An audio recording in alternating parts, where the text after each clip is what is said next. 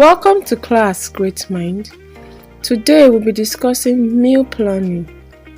Let's take a recap of our last lesson.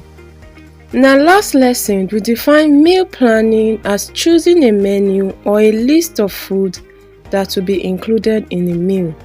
And we also listed the factors that influences meal planning, which include family size, age of family, individual differences, health condition of family members, activities of family members, money available. We also discussed the guidelines and procedure for meal planning. Now let's take a look at the outline. We've already seen the recap of the previous lesson.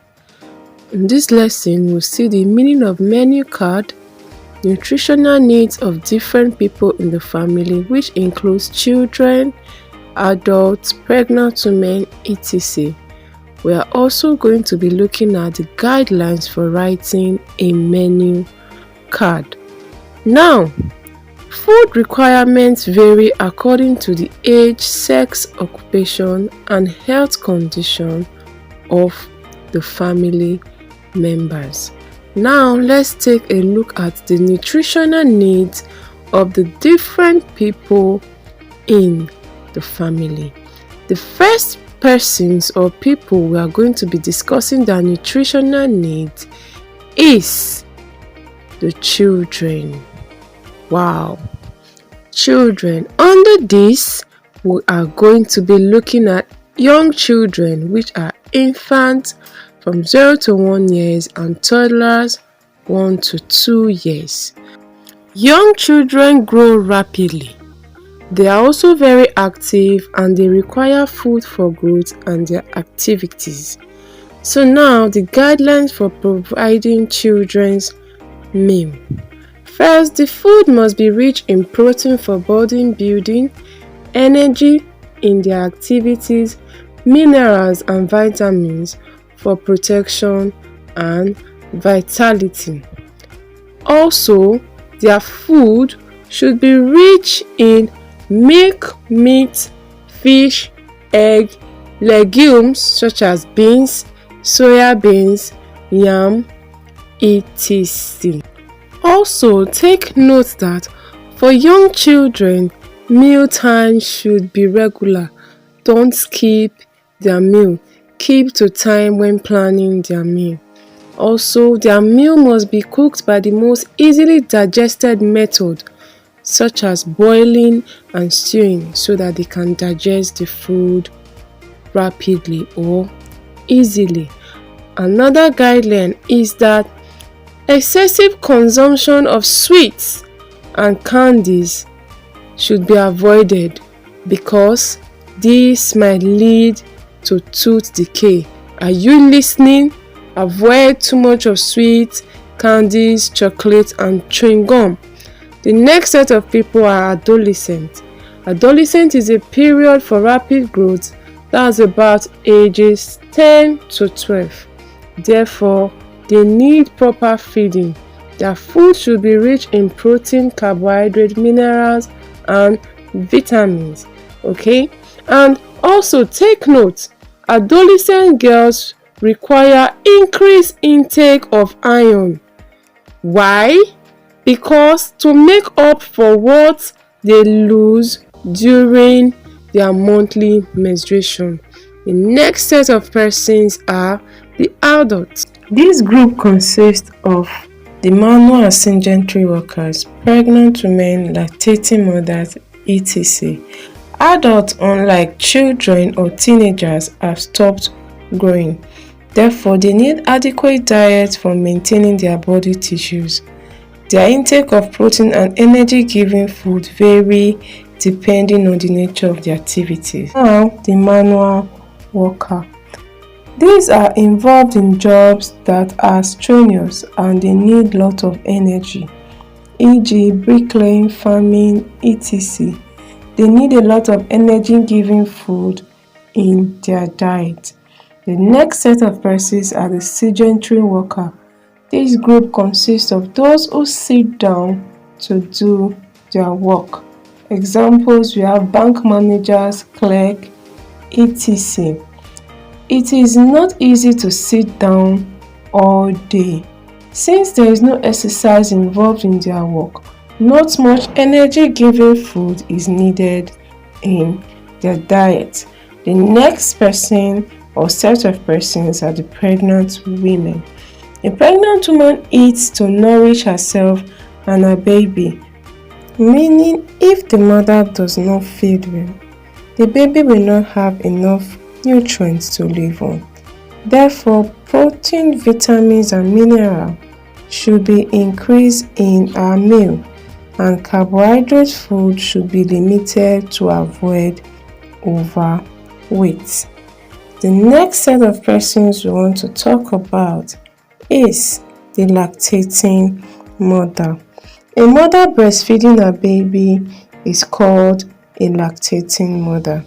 Breastfeeding is germ-free and highly nutritious to infants.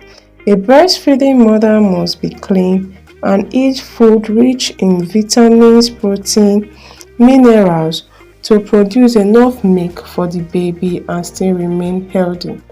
Next set of persons are the elderly or aged ones. Older citizens tend to do less exercise than younger adults, so they are not very active. They need to eat less energy-giving food. Their intake of mineral protein should be encouraged. They should eat soft food that is easily chewed, and they should eat food that can be easily digested. The next set of persons are the convalescent. A convalescent is a person that is recovering from an illness. So therefore, since this person is not fully recovered, what he or she needs is strength. So therefore, the following should be given to them: energy-giving food, small portion of the required food nutrients, enough fluid to aid digestion of food. Also, the food should be served attractively. Adequate meals with respect to vitamins and minerals. The next persons are the invalid. An invalid is a sick person or someone that is sick. So an invalid means you follow doctor's instruction depending on the type of illness. The meal must be balanced for repair of the body tissues and prevention of further infection. Also, the meal must be cooked by the most easily digested method, such as boiling, stewing, steaming, and they should also avoid fried food. Their food should be appetizing and served at regular times every day. Do not skip their meal. Now, what is a menu card? Did I hear somebody say a menu card is only found at the restaurants or hotels? That is right. A menu card is not common in homes. It is mainly used in restaurants and hotels.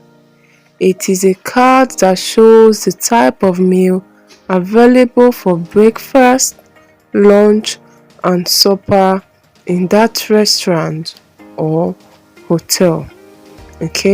And also the menu card is given to customers to choose what they want to eat from the available menu on the menu card. Now let's take a look at the guidelines for writing the menu card. The first guideline is that the menu should be bold, straightforward, and easy to understand. The menu card should contain or should be arranged in order of courses to be eaten, meaning your breakfast, you list out the available food for breakfast, lunch, you list the available food for lunch, and dinner, list the available food for dinner. Number 3, it should include all the dishes available. Okay?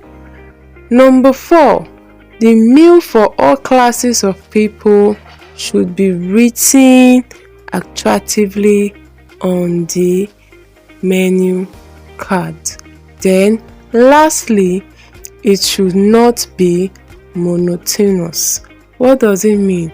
It should not always be one particular food. Now we've come to the end of this lesson. Feel free to ask me any question that you don't understand concerning the topic. And don't forget to attend to questions on your content pages and quizzes. Till we meet in our next lesson, bye for now. And always remember, hard work pays.